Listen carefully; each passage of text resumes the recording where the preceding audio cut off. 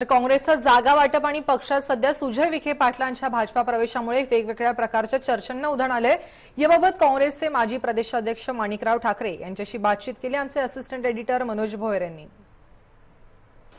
माजी काँग्रेस प्रदेशाध्यक्ष माणिकराव ठाकरे आपल्या सोबत आहेत। सुजय विखे पाटलांच्या भाजप प्रवेशामुळे एक दबाव निर्माण झाला राधाकृष्ण विखे पाटलांवरती किंवा काँग्रेसमध्ये एक अस्वस्थता निर्माण झाली। नाही, पहा, अनेक अशी उदाहरणं आहेत की मुलगा वेगळ्या याच्यामध्ये आहेत पार्टीमध्ये आणि वडील वेगळ्या पार्टीमध्ये आहेत आणि सुजलनी बरेच दिवसापासून त्या संदर्भाची मागणी केली होती की ती जागा आम्हाला मिळावी, आम्ही निवडून आणू शकतो, परंतु ती जागा शेवटी एनसीपीकडे होती। त्यांनी सोडायची नाही सोडायची त्या संदर्भातला निर्णय एनसीपीने घ्यायचा होता, परंतु तो निर्णय झाला तो दुर्दैवी झाला। आता मला काँग्रेस पक्षाला नुकसान त्यामुळे झालेलं आहे, ते नाकारता येण्यासारखं नाही आहे।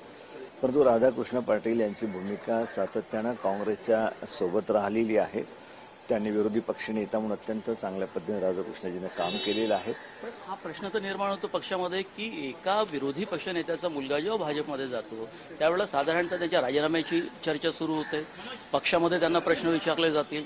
नाही, चर्चा सुरू होणं मी समजू शकतो की अशा प्रकारे चर्चा सुरू होते, पण अशा प्रकारे चर्चा काही त्याच्यामधून अशा प्रकारचाच काही निर्णय घेतला पाहिजे अशातला काही विषय नाही आहे।